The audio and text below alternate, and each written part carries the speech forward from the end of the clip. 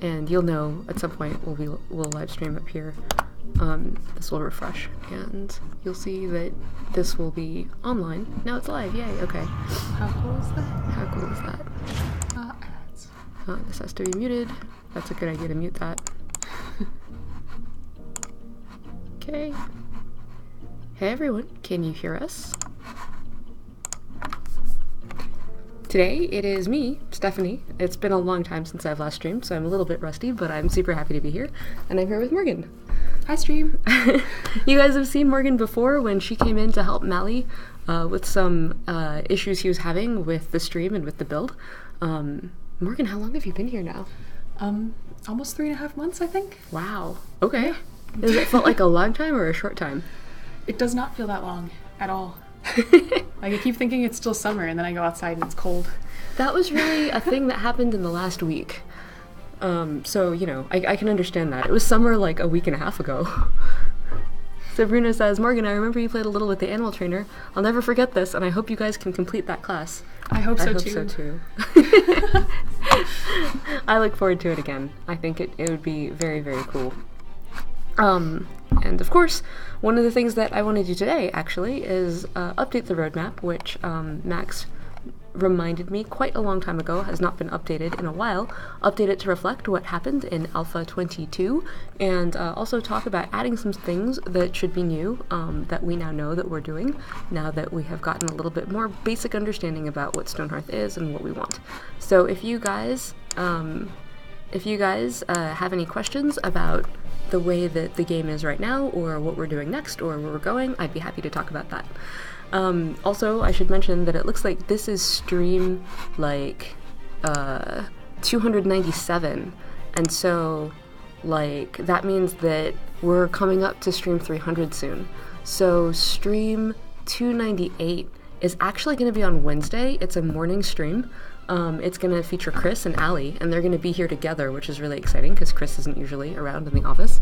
And then 299 happens on the 9th here, and then that means that stream 300 will probably happen sometime this week, which is really, really exciting. So we'll have to see how that goes, and happy to take some ideas and thoughts about what you guys might like to see in stream 300. Hopefully we'll have some interesting and exciting things for you. Hey Lurker Yuki, and Rahalziz and Megashub, good to see you always, and Joshua and Avarian. Ooh, Avarian, it's been a while. How's it going? I guess he's back. It is good to see you. Hope everything's doing well. Okay, so, yeah. So while we... yeah, hopefully we can all fit in this room, like... I can't remember, were you here last summer when we all, like, yes. stuffed ourselves into the little one? Mm-hmm. Yeah, so, yes, the room is enormous, and you can even, like, see the glass that goes out to the hallway, so there could be a ton of stuff. Tons of people. 2 semesters left! Oh my god, that's kind of amazing. This is for college, I would imagine. I feel like, you know, for me, like, Stonehearth's development has been just, like, a moment, and it's like, the last 3 years. The last 4 years have all just been like 1 year all squished together, but you guys have, like, you know, graduated from high school, moved on to college, like have had significant life phases happen in your life in the time that I've been working on Stonehearth, so it's good to remember because otherwise it's easy to keep track of it, easy to lose track of it. Okay, so what comes next in mission, features, pillars, whatever? Let's see. So, we spent a lot of the early part of this year doing mood, rescue traits, and interactions. And where are we with regards to these proposed features? How are we doing with helping you guys engage with Hearthlings as individuals? Woohoo! Computer info systems. That's very exciting. Do you know what you want to do after you graduate? No need to actually share that here on stream. But, you know, it is always the big question, right? It took me a long time to figure out what I wanted to do after I graduated. Like it took me 2 years to figure out what I wanted to major in, so, you know, that maybe I'm just, like, lagging behind the curve. I don't know, how about you? Like, did you always know? No. Okay. I actually discovered that they had a deadline that you were supposed to declare your major by. I found out that's not the real deadline because I went past it and I didn't get kicked out. Do they really kick people out for not knowing what their major is? Like, No, they just send really passive-aggressive emails. Yeah. that makes sense. So It turned out fine. I turned out fine. you did. You did. I feel like it's like they want to make sure that you graduate so that they maintain a certain kind of reputation amongst them. Okay, so building UX prototypes. Okay, so one of the first things that happens here, I'm happy to talk more about majors in school, is that, so what else do we want to do in order to make Hearthlings feel like people? Well, we've talked for a long time about giving them an awareness of beautiful things. We originally were calling the system beauty, but actually we felt that that was too biased. Like, it's their awareness of both beautiful and, like, both things that they find pleasing and things that they don't like. And some of those things might be beautiful and some of them might not be. We're not here to provide, like, a radiant Stonehearth judgment on what's beautiful. Different Hearthlings may have different opinions about what's beautiful, but those opinions might disagree with each other. So we've been calling that feature Georgiosity.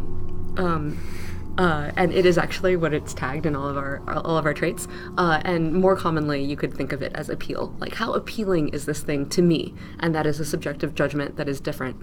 Hey, Hyrule. This is actually not Allie. This is Morgan. But Allie will be streaming next Wednesday morning with Chris, which should be hilarious. Because when we went to PAX 2 years ago, they like teamed up and they both got Spectre status at the BioWare booth. So like, this is how you know, in addition to all of their amazing work on Stonehearth, that they're amazing people, and better than everybody else. They got it on their PAX tags too, like the little tag that says Spectre.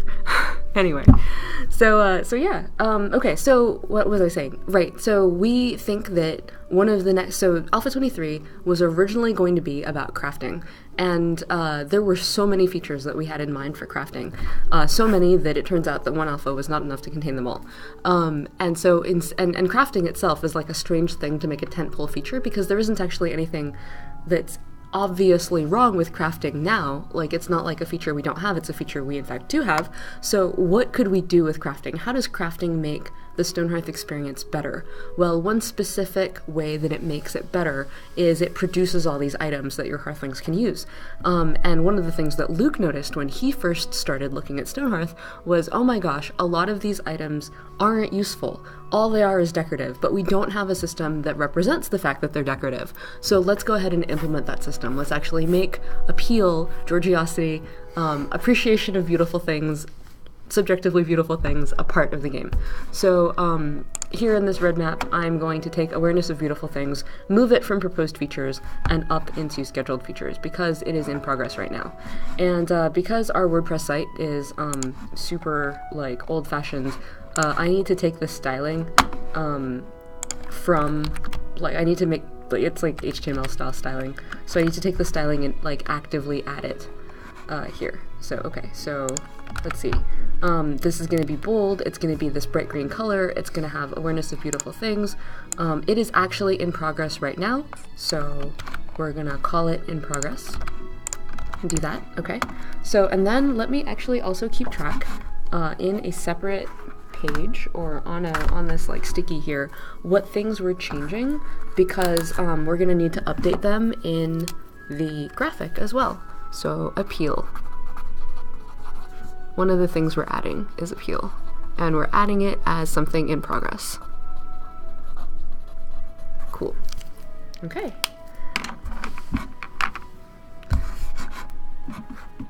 So, Rasa Bilbao says, so something in the lines of, like, individual perception of, say, nature and stuff?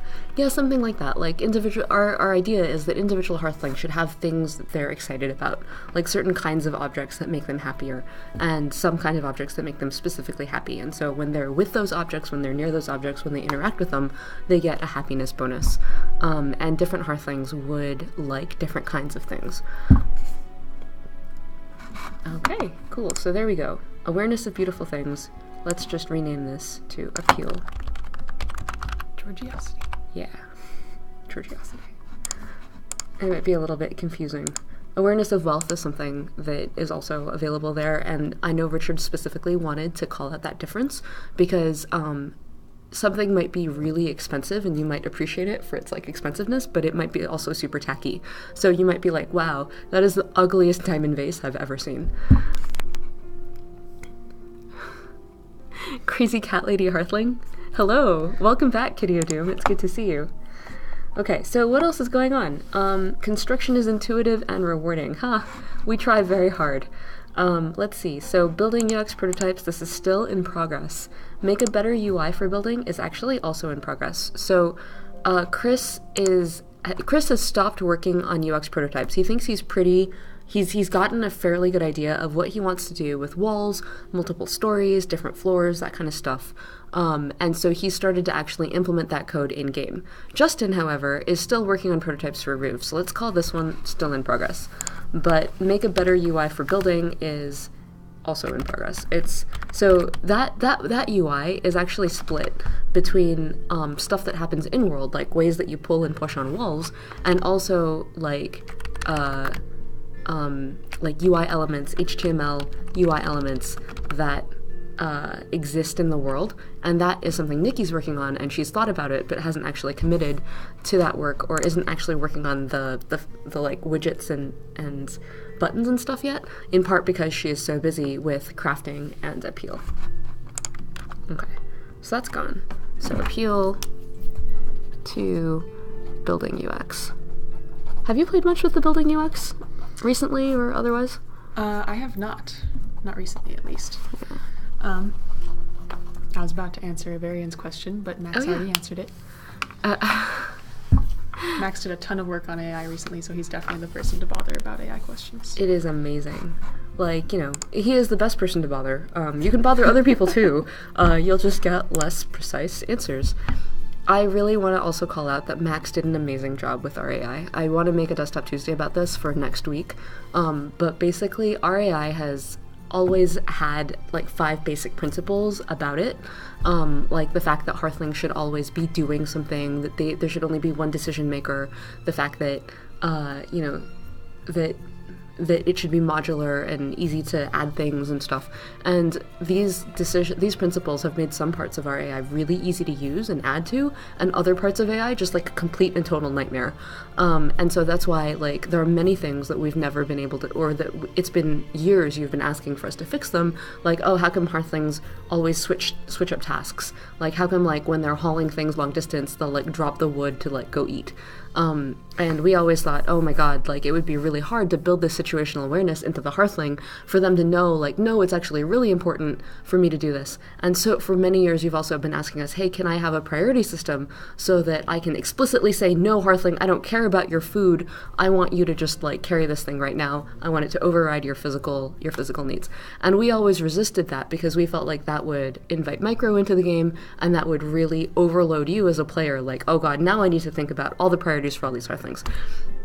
So Max has done an amazing job taking the existing system, understanding the whole thing in all of its like incredibly complex moving piece glory, and retrofitting like a dynamic priority system and a sense of inertia onto the system. So like now, and we'll talk about it some more in Desktop Tuesday, in Alpha 23, your Hearthlings will be a little bit smarter by default about like finishing stuff that they've started, not like constantly changing things that they're doing, understanding that, you know, maybe sometimes they should pick up the thing that is needed, like if wood is really needed by your carpenter, that they should prioritize wood over stone. And all of this should happen seamlessly under the surface, so that you don't have to like micro them, since that has always been a thing that we've been trying to avoid. Let's see. Okay.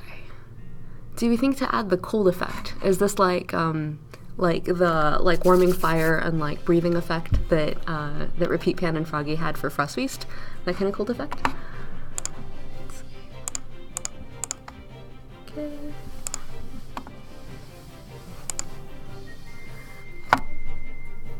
Yeah, so we don't have plans to add it at the moment because seasons and biomes are very far away from where we are, but you can definitely play Frost Feast and enjoy that. I think that it is a wonderful thing to have it.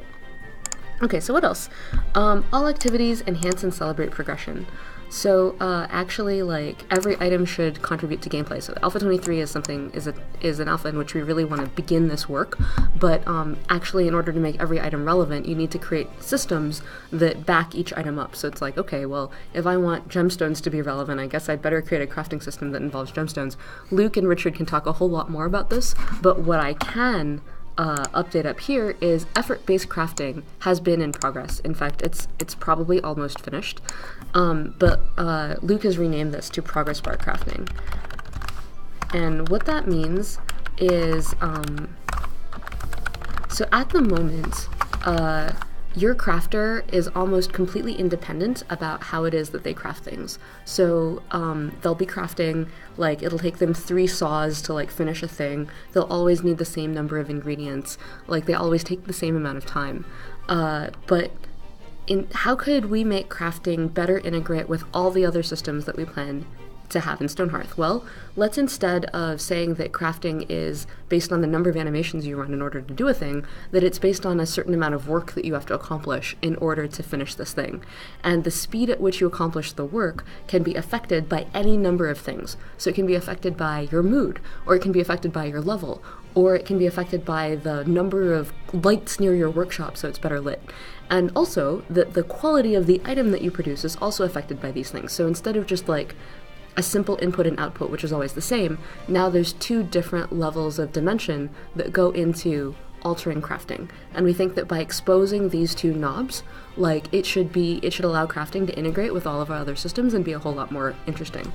So this Alpha 23 is the first alpha that introduces progress bar crafting, and it should be fairly subtle from your perspective because all those systems that interlocked with it aren't yet there.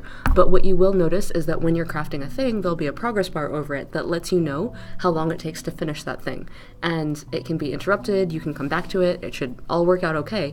And this progress bar and the speed with which you fill it will change based on a couple of small things, like the level of your crafter and how happy they are.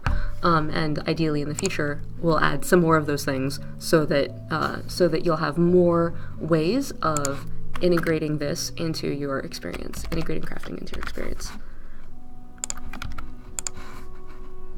So this is currently in progress. So upgradable workshops was going to be our first feature that backed progress bar crafting up, and we actually started on it, and and Richard and Luke got a really long way into it actually, but they discovered that unless your crafters are making meaningful items, it doesn't matter how fast they craft. Like, you really don't care.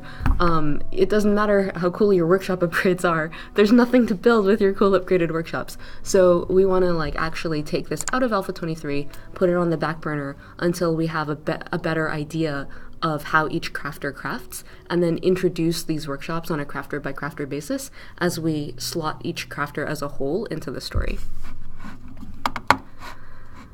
Okay. Max Hearthlings will get interrupted. Oh, Hearthlings will get interrupted less. If so, that would be awesome. Yes, they get interrupted less in specific situations. Okay. Any of these dudes revisit items? Well, I think we're revisiting items now. Like, and Luke is actually doing an item cost review at the moment. So let's call these planned. Material acquisition, traders, inventory, gameplay, god, yes. Equipment and stockpiles. Alright, actually let me break this out because the work for equipment is different than the work for stockpiles. They're really quite distinct, and the work for revision on stockpiles is actually going on right now. I don't know if this is the only revision that we'll ever do on stockpiles. It strikes me that we might do multiple of them.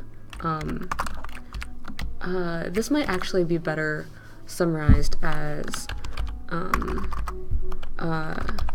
improve workbench inputs, outputs.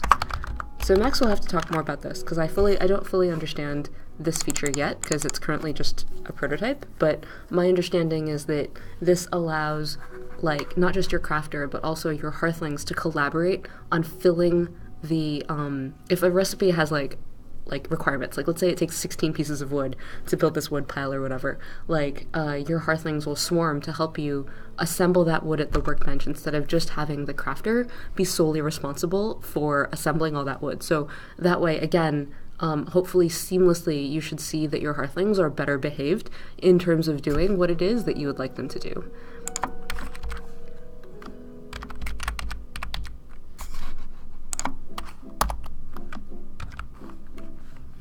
So Varian says, Stonehearth, would these crafter updates include any updates to inventory management, like keeping certain chests loaded with materials? I actually think that that is part of stockpiles. I don't know if that's,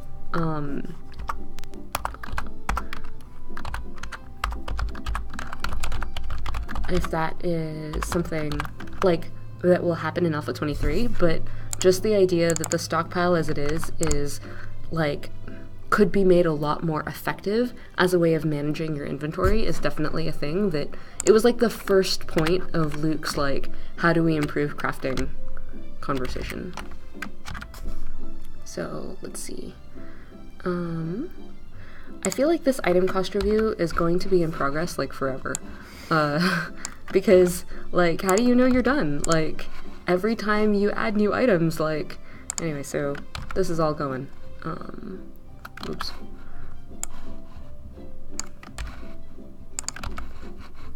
Revisit items. So this is going to be in progress for multiple alphas.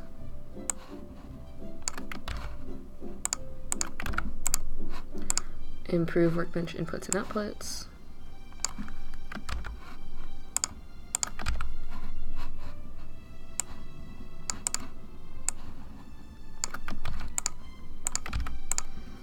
Okay, and stockpile.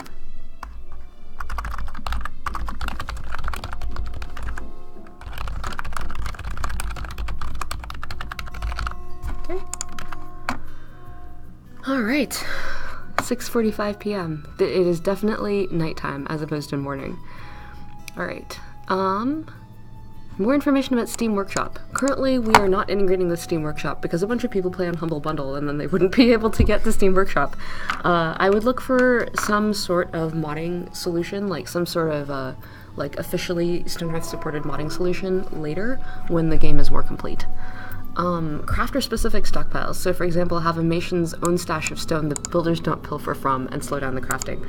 That is actually a really interesting idea, and I definitely suggest that you reach out and ping Luke about it. He's Rabid Yama on Discourse. So he's definitely thinking about all kinds of permutations of stuff like this. Let's see. Okay, cool. What else were we thinking?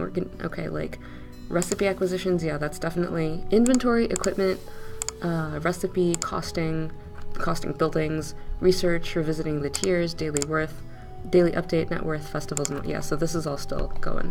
Okay, so what did I add here? I added 3 things in progress. Stockpiles, workshops. Okay, so it was item cost, revisit, improve, and then stockpiles are planned. Okay. Yeah, the crafter inbox that actually that was me originally implemented. I know, right? I think that the interesting thing is that, you know, a lot of these gameplay concepts are ones that we tried and we didn't have like sophisticated design thinking that enabled us to really pull it out. And so I'm super happy actually that Luke and Richard are revisiting some of these things because I'm confident that they can make them better than we were making them. Okay. I have good news. Albert did actually complete this. So let's see. This was done. So Water's service backend is in fact now complete.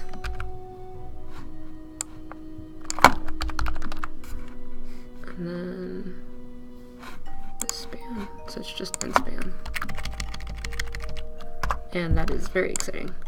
Okay, so water gameplay, still planned. Weather, still there. Seasons, still there. Plant and animal life cycles, disasters, glaciers, Northern Alliance, rabbit people, alternate planes, monsters, dwarves, and more. Cool. Alright, still going. Okay. For water.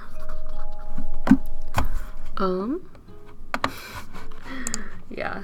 Alright, proposed mission, proposed milestones. Okay, cool. So now we talk about features that are not yet scheduled. Core interactions are intuitive. Right. Are any of these dudes scheduled?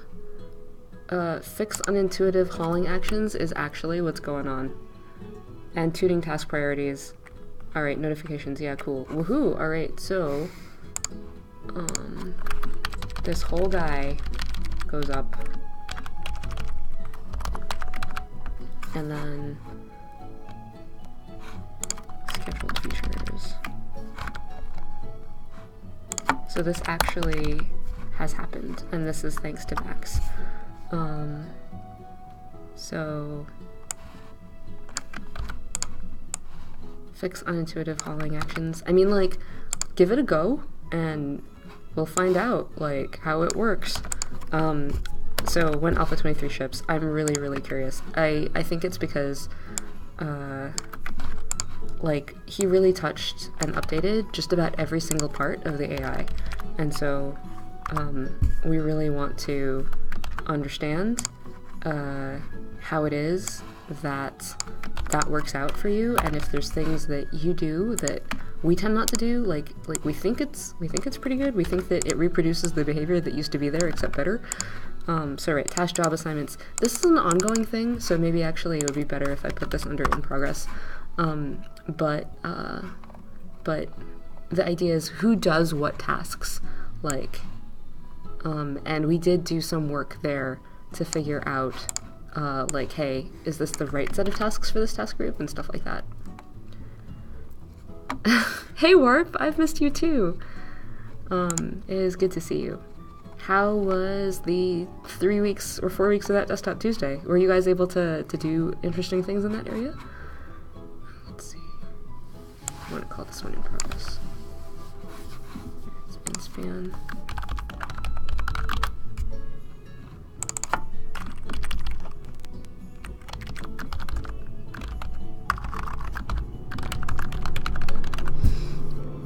So Varian asks, Morgan, what have you been working on lately for the game?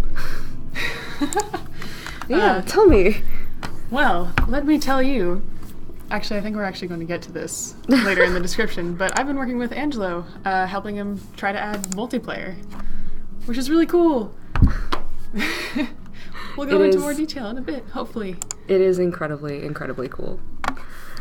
But you made 4 mods in the meantime? Warp, oh my god. That's awesome. I look forward to seeing that. Okay. More proposed missions. Ooh. Desktop Tuesday withdrawal. I agree with that, Avarian. Alright, unlocking classes, revisiting the farmer. Yeah. You should add an and Angelo. Angelo is also very cool. I agree. Angelo is also the best. Okay, I'm just gonna leave this here because, like, this is... Okay, well, actually...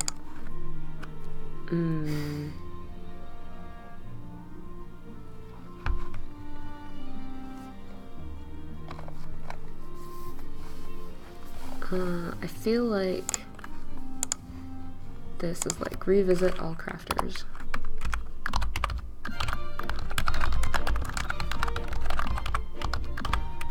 And actually this is now in play.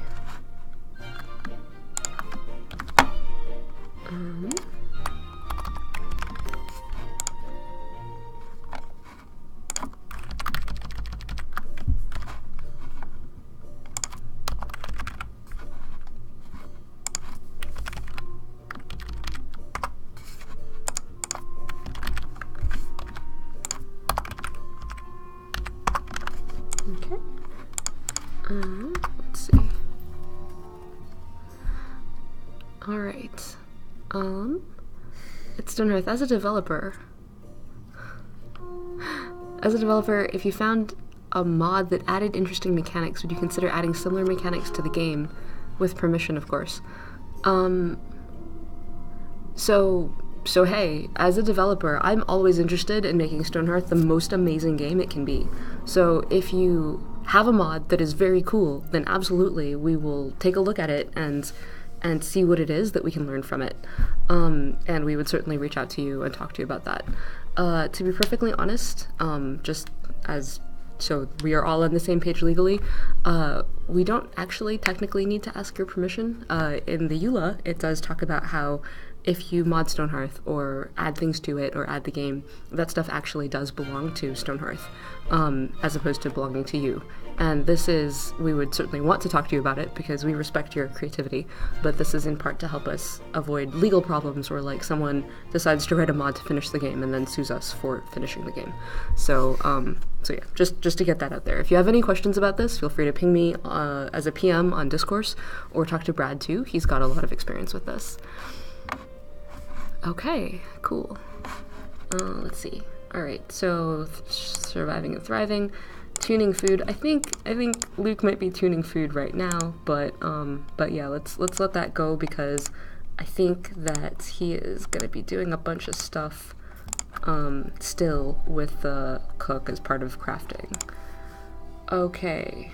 All right, so actually this is totally in progress, and there are a bunch of things that we did here. All right.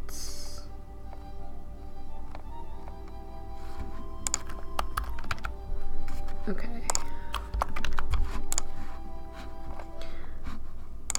I think one of the things that's going to be kind of interesting about this is that I'm not sure we can actually update the graphic with all this stuff because the graphic doesn't actually have pictures for all of these things that we've just added. So, but I can tell you for sure that this is complete. The isolating rendering layer has been done for quite a while, actually, and that was a huge amount of work that Angela did.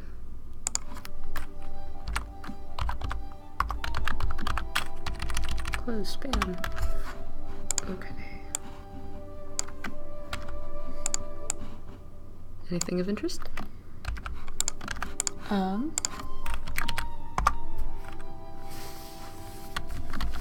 Bickman had a question about multiplayer and exploration. Mm-hmm. Will we first make versus multiplayer or cooperative?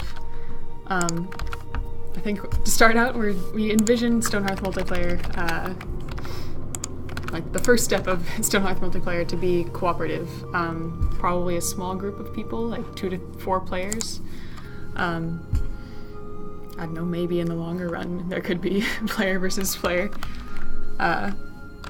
But definitely cooperative first. Exploration will be possible to find other factions, towns, cities, non-player based. I think that's related to the multiplayer exploration experiment, which I think happened right before I got here, so I don't actually know that much about that one. Gotcha. I think for me, I think it would be super amazingly cool, but part of the problem is that it is a huge drain on performance. Like, every dude that is running around the world that is not one of your people makes your people stupider.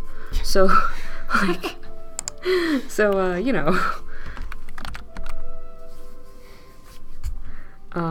But definitely agree that we would want to start multiplayer with co-op, because that actually, like, so one of the things that we want Stonehearth to enable is this sense of coziness, this warmth and heroism and mystery, and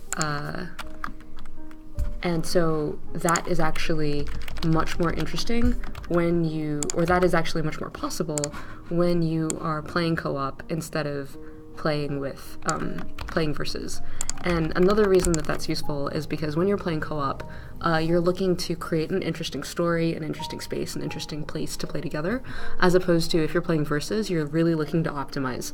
And our game is interesting, and it's going to have a lot of interlocking systems, but it's not the kind of game yet, anyway, that really benefits from hyper-optimizing in one direction. And we feel like if the game did push you toward optimizing, there would only be like one correct way to play, or 2 or 3 correct ways to play. And that's too bad, I think. I think our game is a lot more open-ended than that. Okay, so surviving versus thriving, right? These dudes. Okay, so multiplayer is here, metagame systems. Let's go ahead and write the one for multiplayer. And I will leave it here because,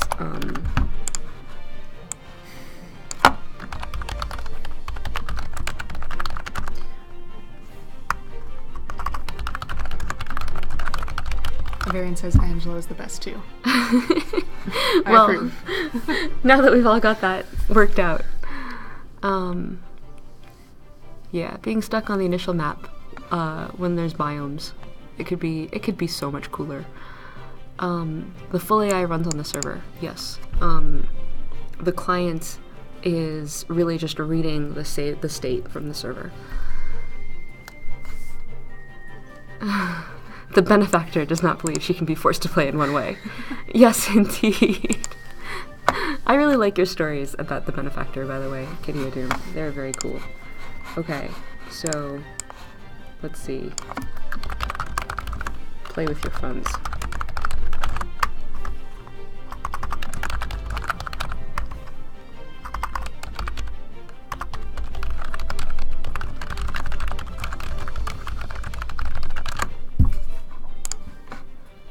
Okay, so what are some of the things that, like, are required to enable multiplayer?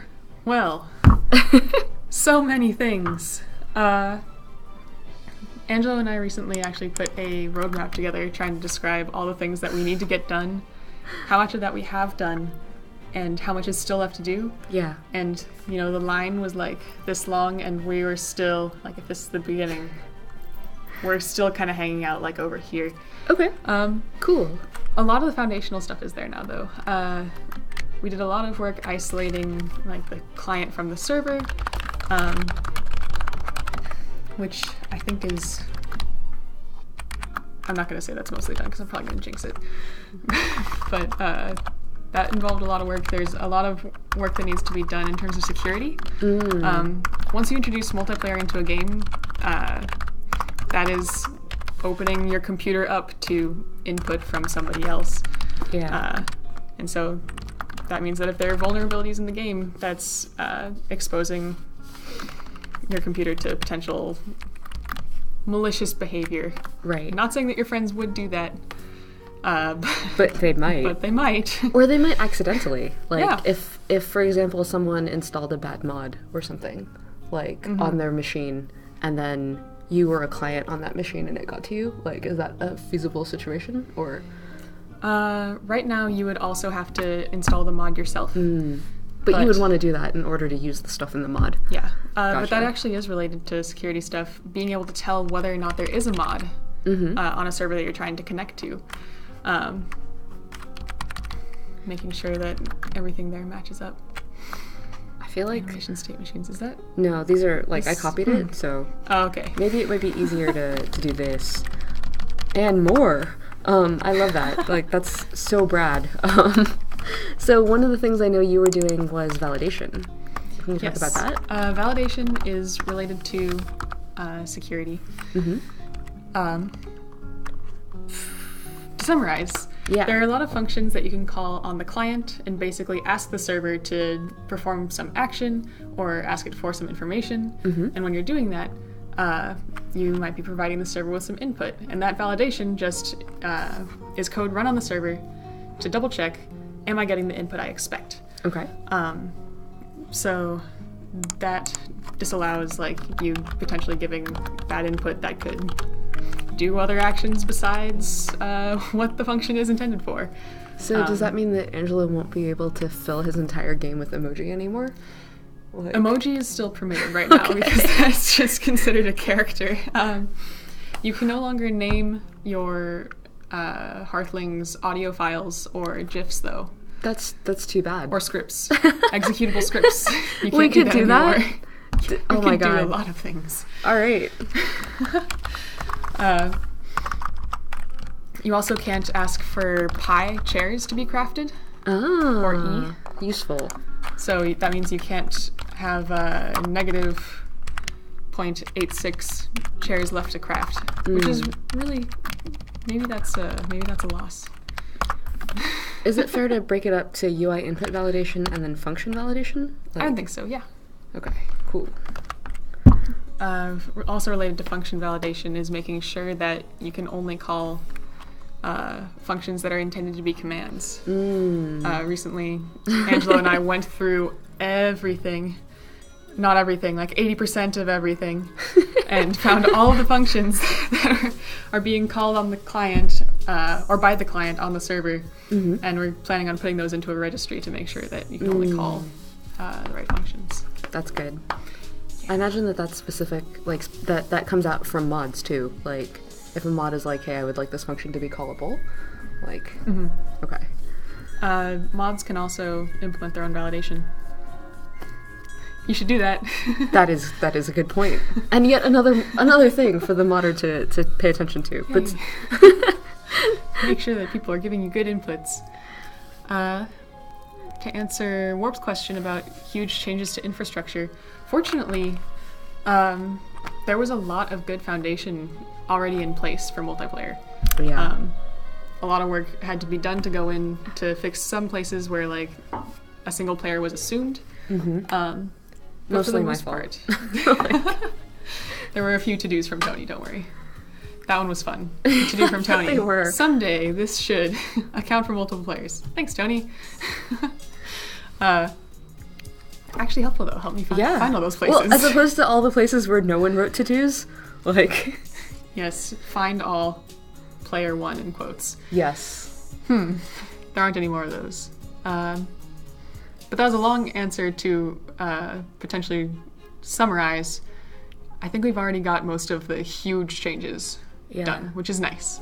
I feel like one of the things, I think I'll never see this again in my lifetime. I don't know if you guys have heard me tell you this story, but it's very, very rare in code to put in code like Tony did for multiplayer and have it be idle in the codebase and not touched in the codebase for 3.5 years, and then to be able to turn it on in a couple days. Like, that's actually what Angelo did. He was like, okay, you know what? I really want to find out what this game is like with multiplayer. So he made a branch, prototype, like, all, like, separate, and he was like, okay, I'm going to turn on multiplayer. And we expected him to be at it for, like, I don't know, like 6 months or whatever, and he had it working in a day and a half. And that is just an enormous testament, not just to Angelo, like, and his ability to understand what all the pieces were and turn them back on, but to the way that Tony wrote multiplayer. Like, he wrote a very strong separation between the client and the server. I know, because whenever I was writing code in the client, I would always be like, God damn it, the separation. There's this data over there that I could really use right now. And he'll be like, no, don't break the client-server separation. And he didn't even have to tell me. The functions wouldn't work. And so I was like, oh, but maybe I could just make... No. It was just so inconvenient to break the separation that he had put together that no one broke it. And so as a result, like, everyone wrote all their systems so that they were either client or server systems, and then Angelo was able to come and turn stuff on again. And so, like, that first version of multiplayer, like, 5 billion things were wrong with it. Like, embarkation didn't work right, like, there were tons of things that had not, like, didn't quite work, but what you could do was, like, take one version of Stonehearth, open up a tiny port on that computer to another person, have another person log into that version of Stonehearth, and then you would both have control over the same set of Hearthlings. And that was amazing. And, I mean, again, 1 billion bugs later, like, isn't there one here? How about encounter service? Like, I know I wasn't thinking about multiplayer when I wrote that. Like, I'm not cool like Tony. But anyway, I don't expect to ever see that again in my life. Like, I think that was really an amazing thing, and a testament to how he wrote it, and a testament to Angelo putting it back together.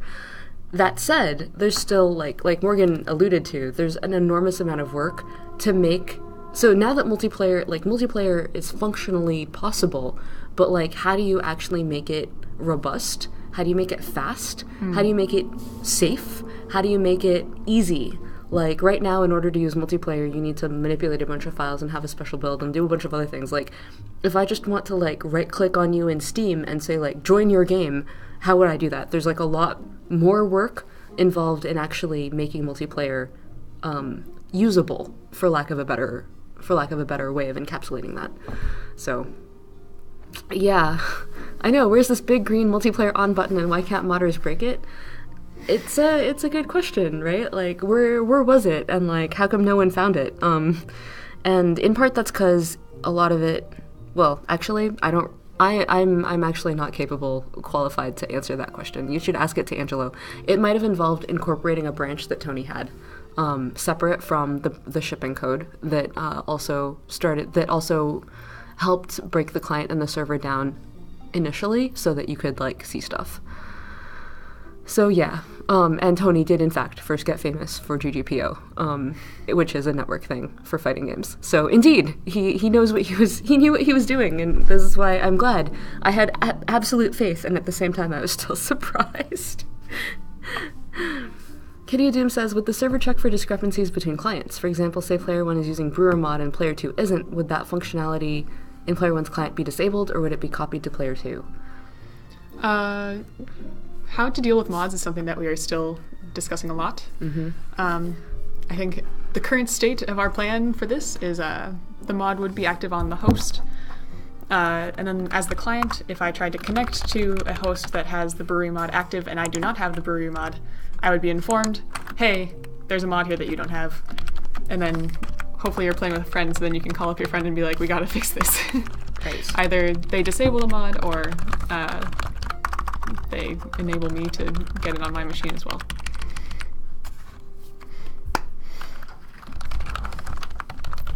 Hello. Hi, friends. Hey, everyone, it's Luke. Hi. Let Corey know when you guys are done streaming. He wants to do some network Oh. stuff. Okay, cool. So then the internet will go away, Yes. and multiplayer won't work at all. Said like 17 or something. Okay, cool. Good luck with that. All right, I guess we have to finish the stream sometime before 7. Thanks, Luke. That was Luke again, Rabid Yama on Discourse. Go find him. He's doing some really interesting thinking about lots and lots of gameplay systems right now, and I'm sure he'd be more than happy to hear your ideas. Yes. Starbound says. Kitty Doom, Starbound allows to force enter the server if your mods don't match.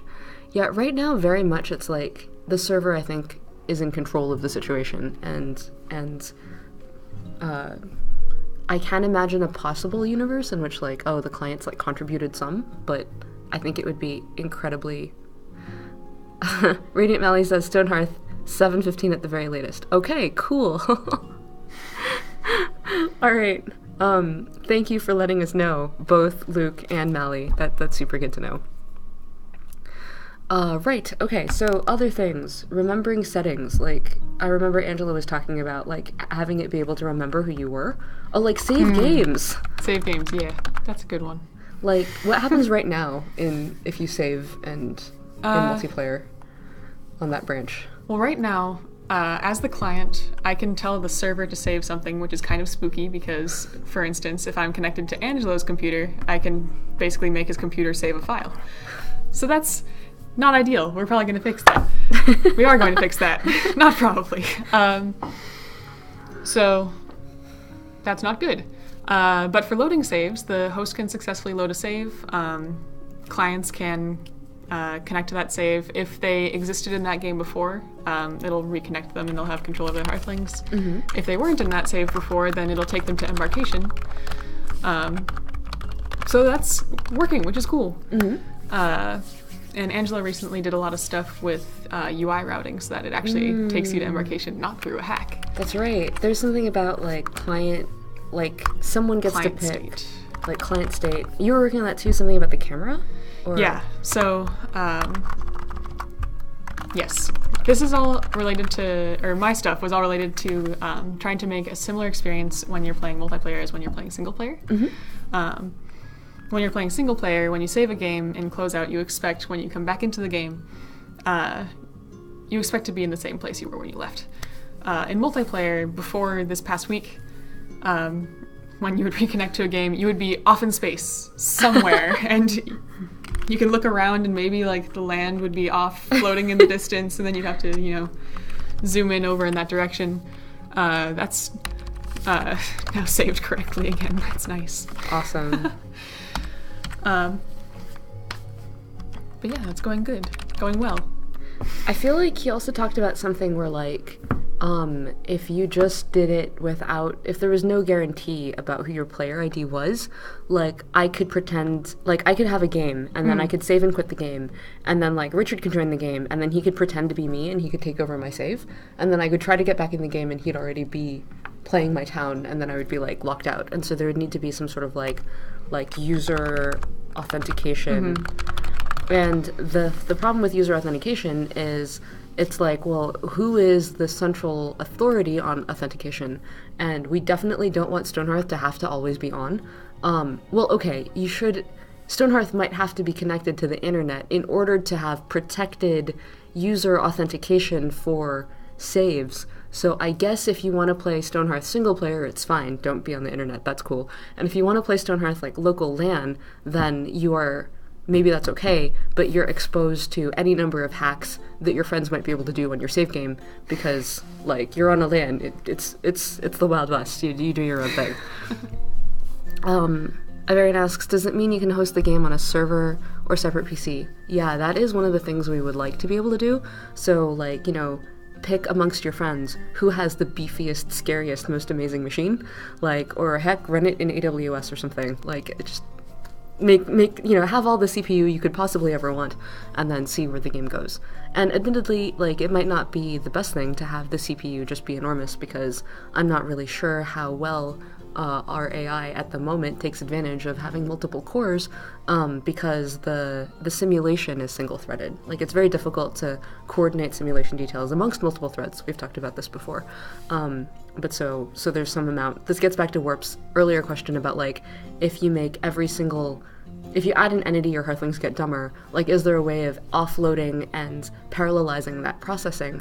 And the answer is yes, but it's harder than we're willing to do right now. And I don't know anyone, actually, who has solved that in the simulation space. Like, harder than we and everybody else is willing to do right now. Okay, so plans for item and entity verification so people can't simply use debug tools to spawn items or insta-build, etc. Actually, like, I mean, I really like using debug tools to spawn things, so no. There's no plans. That's very subjective, though. I think that if the game were a competitive game, or if it were combative, like if there was combat, right, and you were, like, actively fighting against someone, it would be a lot more important to do cheat verification. But if you're playing co-op with your friends, and you decide amongst yourselves to turn on the debug tools mod and then start spamming debug tools, well, that's kind of between your social contract. Eventually, it might be harder to just randomly turn on debug tools, but at the moment, at least, it's off by default, so you have to at least know what you're doing to turn it on. Let's see, yeah, the bad notebook could just run the client and not cry. That is definitely a goal of ours. Yes, okay, cool. So, there's a lot more here. Like, so this is just the multiplayer tech that is required no matter what kind of multiplayer gameplay we have. And, yeah, this isn't even getting into all of the gameplay stuff that needs to be fixed as well. Even little things like notifications. Some notifications show up for not player one, not all of them. Right. You have no idea if an enemy is attacking you. Yes, like, that was the first thing that we noticed. Because the original multiplayer was written just very naively so that two people could both have control over the same set of Hearthlings, when we tried that out, like, everyone was constantly arguing, like, oh, not really arguing, but like I think Richard and Luke were talking about how, like, they'd try to do a thing, but, well, like, Luke isn't sure if Richard needs all those people in order to build that house, so he's, like, not sure if he should do a, like, start, like, a military organization or promote people. So we then moved to a different prototype in which the two different people have control of two separate sets of Hearthlings. And so that idea of two unique towns, I think, is probably the way that we're gonna go. But maybe, like, shared town control does work insofar as it forces you to, like, really talk and work together. But two unique towns gives you some more breathing space. And the further apart you place your towns, the more breathing space you have. So that kind of allows you to disengage from the, to engage with the experience as much as you are friends with the other person you're playing with. Bavarian asks when. My hope, I really don't want to give you like a date or anything because, as Morgan said, like the progress bar on the tech required to make multiplayer safe and easy and reliable is it has a long way to go still. I'm kind of hoping that Alpha 23 will be about this appeal stuff and will be a first entry on making crafters cooler. I kind of hope that Alpha 24 will be about building, and maybe Alpha 25 is the first time we might start to think about multiplayer. But like that's so far away from now. Like, you know, you saw the building is still super in progress, right? And there's still so many things that we need to do to make sure that this is a safe experience, or at least a reasonably safe experience for you guys to engage with. So maybe sometime next year, but no idea exactly when. Alright, so it is coming up to 7, and we are not done updating the roadmap, but we've made a lot of progress, and we've talked about a lot of things, which is good. So let's actually draw this to a close here, because I don't want to delay Corey, who's our, taking care of all of our cool network stuff, and who enables us to live, basically. That's true. You know, like, before we were part of Riot, we all had to do this ourselves, and every time the internet would go down, someone would have to, like, physically get on the phone with Comcast. Like, I'm so sorry. There are huge benefits to being part of a large organization that actually, like, has their stuff together. I mean, because being on the phone with Comcast is, like, not what I woke up in the morning, like, thinking I would do, right? Anyway, but yeah, so he's amazing. Don't want to make him don't want to inconvenience him. So let's pull this to a close. Anyone have any 1 or 2 last questions while I save this to a place where I will be able to get to it later?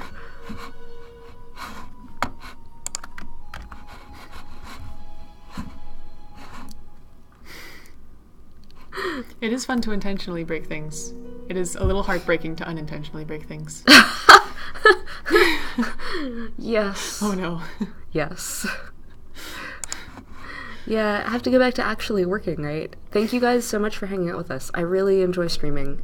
It's been a long time, and it's good to hang out.